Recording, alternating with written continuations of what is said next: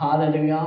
మనము ఏదో మన వస్త్రములోనో, మన పనుల్లోనో, మన ఆలోచనలోనో నేను యేసుక్రీస్తు ప్రభువుని నమ్మేశాను, నా జీవితాన్ని వదిలేశానని మన వస్త్రములతో మనం చెప్పడం కాదు.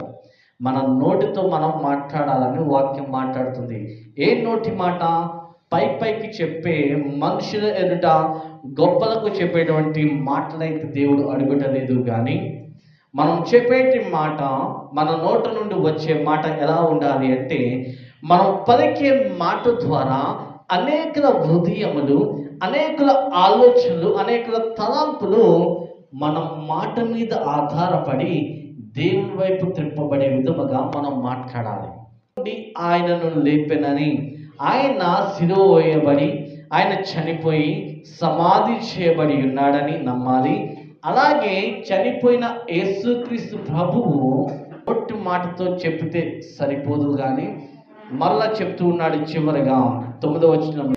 అయితే దేవుడు సెలవిస్తున్నాడు, మనం ఎప్పుడైతే మన నోటితో యేసుక్రీస్తు ప్రభువు నిజముగా మన సొంత రక్షణగా అంగీకరించి, మన నోటితో ఈయన నిజముగా ప్రభువు, ఈయన నిజముగా అభిషిక్తుడు, ఈయన నిజముగా రక్షకుడని మన నోటితో మాత్రము ఒప్పుకున్నట్టు కాదు కానీ, ఆయనను లేపెనని నీ హృదయమందు విశ్వసించిన ఎడల నువ్వు రక్షింపబడతావు.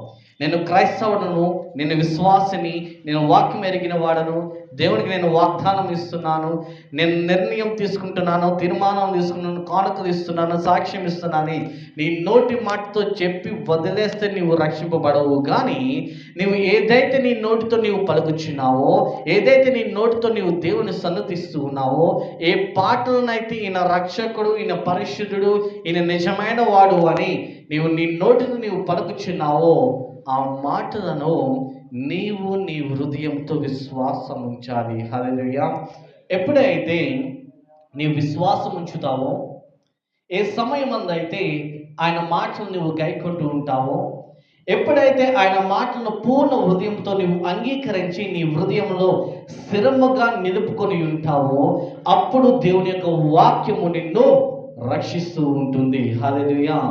మనము వాక్యాన్ని విశ్వాసం ఉంచకుండా, దేవుని యొక్క కార్యములను విశ్వసించకుండా, ఆయనను నమ్మకుండా, ఆయన రక్షకుడని, ఆయన పరిశుద్ధుడని, ఆయన అభిషక్తుడని మన హృదయంలో మనము విశ్వాసం ఉంచకుండా, మనం తెల్ల బట్టలు వేసుకున్నా, మన వాక్యాన్ని చేతి పట్టుకుని మనం తిరుగుతున్నా, నేను క్రైస్తవునని లోకమందున్న మనం చెప్పుకున్నా, మనము రక్షింపబడము. మనం చేయవలసింది ఏమిటి అంటే, యేసుక్రీస్తు నిజముగా ప్రభు అని మన పెదవులతో, మన నోటితో ఒప్పుకొని, ఆయనను తండ్రి అయిన దేవుడు మృతుల్లో నుండి లేపి ఉన్నాడని